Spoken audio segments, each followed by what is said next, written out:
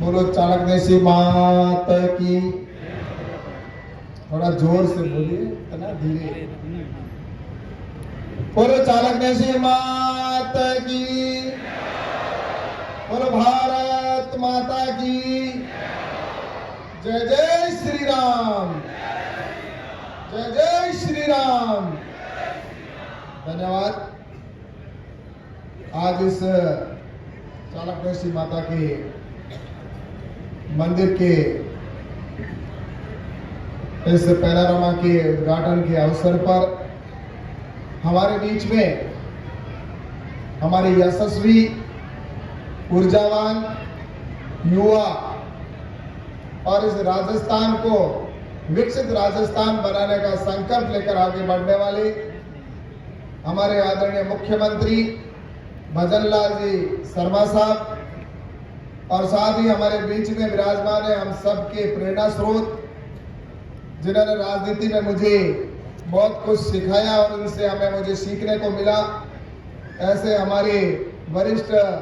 Bharatiya Janata party के नेता और हमारे यहाँ पर बोर्ड के अध्यक्ष,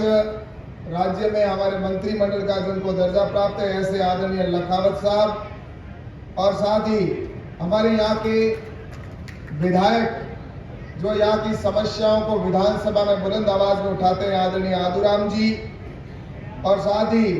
करणी भक्त आदरणीय श्री गुलाब सिंह जी और आदरणीय श्री गिरीश जी, आपा भाई गढ़ी और हमारे इस ट्रस्ट के अध्यक्ष आदरणीय हिंगलाज दान जी और ट्रस्ट के उपाध्यक्ष आदरणीय बहादुर सिंह जी और चारण समाज के अध्यक्ष आदरणीय मुरारदान जी और उपस्थित सभी मंच पर बैठे अतिथिगण और सामने बैठे सभी भक्त भाविक, आए हुए सभी भाइयों और बहनों और मीडिया के बंधुओं, आज बहुत ही खुशी का क्षण है और बहुत समय से हमें इंतजार था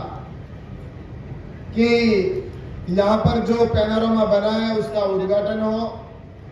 और जिसकी आधारशिला रखने का काम सिर्फ यहाँ पर ही नहीं, पूरे राजस्थान के अंदर अगर किसी ने काम किया तो जो पूर्ववर्ती भारतीय जनता पार्टी की सरकार जब थी उस समय आदरणीय लखावत साहब ने जिस तरह से पूरे राजस्थान में पैनोरामा बनाकर और राजस्थान की संस्कृति की और जो धरोहर को सुरक्षित करने का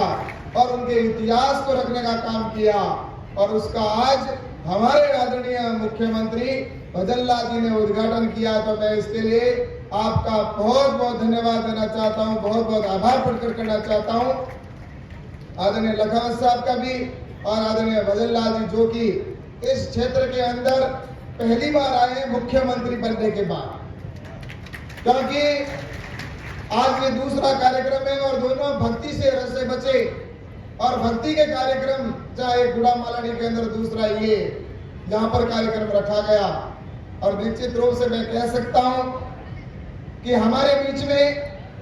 जिस तरह से सांस्कृतिक धरोहर को बचाने का काम और सांस्कृतिक धरोहर को पुनर्जागरण करके और जिस तरह से काम इस राजस्थान के अंदर आने वाले समय के अंदर लखावत जी के जिम्मे आदरणीय भजन लाल जी ने किया है, निश्चित रूप से विश्वास के साथ मैं कह सकता हूं कि हम आने वाले समय के अंदर ऐसे कई और काम देखेंगे जो राजस्थान के अंदर हमें देखने को भजन लाल जी के नेतृत्व में मिलेंगे। और मैं इसलिए कहना चाहता हूं कि मैं भी पहले विधायक था, भाईगू से जब विधायक था उस समय आदरणीय लखावत जी ने राजस्थान के अंदर सब जगह जिस तरह से उस समय पैनोरामा की घोषणा करके और पैनोरामा को बनाने का काम किया, लेकिन जब बाद में सरकार बदली और बदलने के बाद उन कामों को जहां का था वहां का छोड़ने का काम किया और उससे स्पष्ट हो जाता है कि उनकी मानसिकता क्या थी। इसका उदाहरण देना चाहता हूं कि बाईटू के अंदर भी मैंने एक पैनोरामा की उस समय खेमा बाबा का मंदिर है, वहां पर पैनोरामा की घोषणा भी हुई और वहां उस समय वित्तीय स्वीकृति भी निकल गई, लेकिन उसके बावजूद भी उसको रोकने का काम उस समय की सरकार ने किया और उसी का परिणाम है कि जो सनातन को इस तरह से अगर काम को रोकने का काम करेगा तो उनको सत्ता से इसी तरह से जाना होगा और इस बार तो एक बार नहीं, अब तो उनको बार बार जाना होगा, क्योंकि इस राजस्थान में बहुत कुछ देखा है, बहुत कुछ झेला है इस राजस्थान में पिछले 5 साल के अंदर। ऐसे न जाने कितने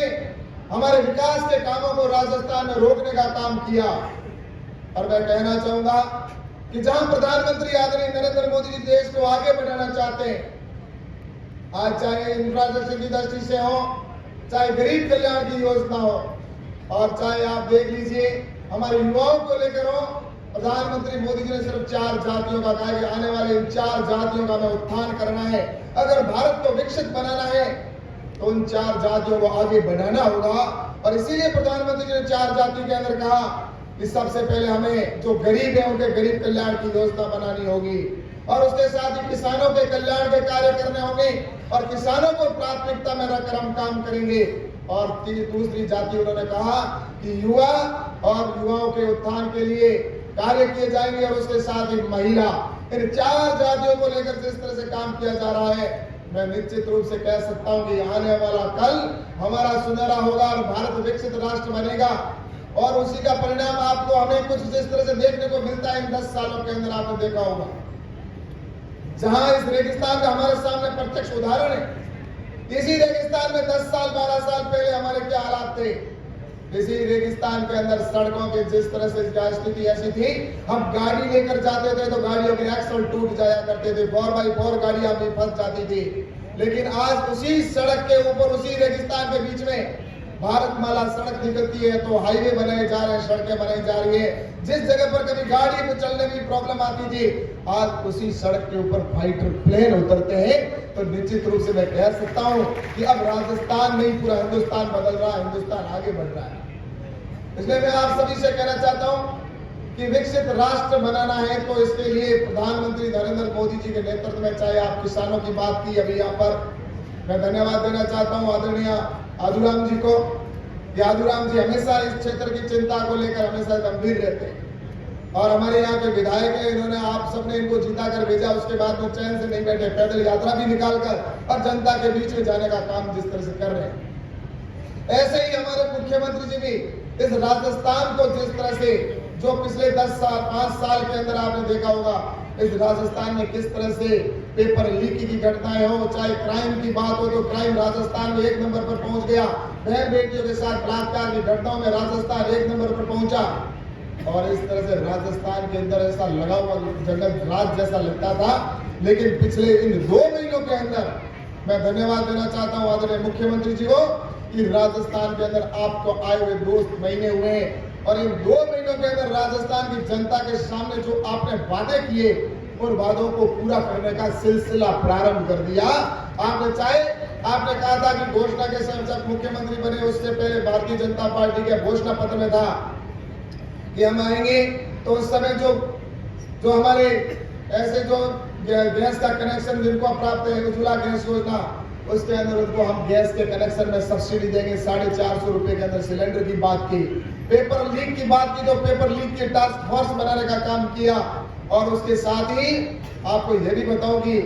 आज यहाँ पर राजस्थान के किसानों के लिए जिस तरह से काम किया, प्रधानमंत्री जी आज 6000 रुपए देने का काम कर रहे हैं, लेकिन आपने आते ही मैं 2000 रुपए और राजस्थान के किसानों को देने की उसकी अतिरिक्त घोषणा की, जो घोषणा पत्र में थी उसको ये बाद में भी कर सकते थे, लेकिन बाद में नहीं करके और उन्होंने चुनाव के जश्न जीतने के बाद घोषणा की है। तो इसका मतलब हमारा चुनावी एजेंडा नहीं है। उन्होंने पहले तो चुनाव से 6 महीने पहले घोषणा रेवड़ियां बांटने का जिस तरह से काम प्रारंभ किया, वो चुनावी जुमला हो सकता है, लेकिन हम चाहते हैं कि राजस्थान को विकसित राष्ट्र राज्य बनाना और देश को विकसित राष्ट्र बनाना, उसकी आधारशिला निश्चित रूप से मोदी जी ने जिस तरह से रखी है, और उसी का परिणाम है कि आज जो भारत 10वें स्थान पे था आज 5वें स्थान पे पहुंचा है, और आने वाले समय में दुनिया में 3रा स्थान पर भारत पहुंचेगा विकसित राष्ट्र की दृष्टि से, अर्थव्यवस्था की दृष्टि से। और मैं आपसे ये भी कहना चाहता हूँ जो वादे हुए वो भी हमारे पूरे होते जा रहे हैं। कहा था कि धारा 370 हटाना,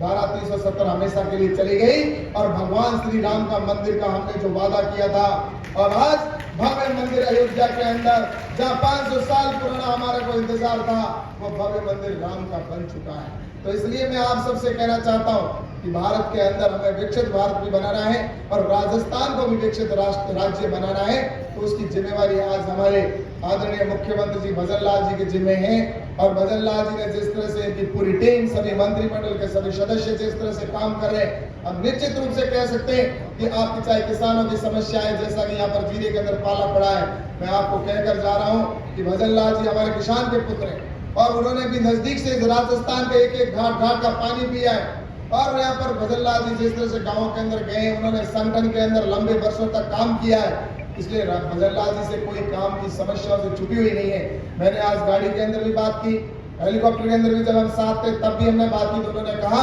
कि निश्चित रूप से किसानों की कोई भी समस्या होगी तो निश्चित रूप से उसकी हम गिरदावरी रिपोर्ट करा के उसका समाधान भी करवाएंगे। तो इसलिए मैं आपसे कहना चाहता हूँ, चाहे किसानों की समस्या हो, चाहे नहर के पानी की हो, चाहे जेजेएम का पानी जल जीवन हर घर में टूटी पहुंचे, प्रधानमंत्री जी के सपने को साकार करने का काम हम निश्चित रूप से आने वाले समय के अंदर पूरा करेंगे। और मैं पुनः यहाँ पर हमारे बीच में आए आदरणीय मुख्यमंत्री जी का पुनः बहुत बहुत धन्यवाद देना चाहता हूँ और आदरणीय लखावत साहब का भी धन्यवाद देना चाहता हूँ कि उन्होंने विशेष रुचि लेकर और लगातार इस काम को जो उनकी इच्छा थी, कई समय से मुझे ये लगातार कह रहे थे कि ये पैनोरामा का उद्घाटन करना है, बनाना है। जब पिछली सरकार के समय में भी जब भी मैं मिलता था तो वो एक ही चिंता करते थे, बात करते पैनोरामा में कब पूरा होगा। और आज उसका उद्घाटन हमारे आदरणीय मुख्यमंत्री जी ने किया, तो इसके लिए मैं आपका बहुत बहुत धन्यवाद देता हूं और बाड़मेर की जैसलमेर की जनता की ओर से आपका बहुत बहुत धन्यवाद देते हुए मैं अपनी बात को समाप्त करता हूं, क्योंकि समय का अभाव है, बातें बहुत कुछ कहनी है, लेकिन आगे कार्यक्रम और है बाड़मेर के अंदर, क्योंकि धार्मिक कार्यक्रम तो आज आदरणीय मुख्यमंत्री जी ने 2 कर लिए, लेकिन जो जिम्मेवारी जो जिस तरह से समस्याओं को लेकर वहां पर कार्यक्रम रखा गया है समाधान के लिए, तो आज वहां भी हम सभी पहुंचेंगे। तो आप सभी का मैं बहुत बहुत धन्यवाद देते हुए और आदरणीय मुख्यमंत्री जी का पुनः धन्यवाद देते हुए अपनी बात को समाप्त करता हूं। बहुत बहुत धन्यवाद। जय हिंद, जय भारत, बोलो भारत माता की, भारत माता की। धन्यवाद।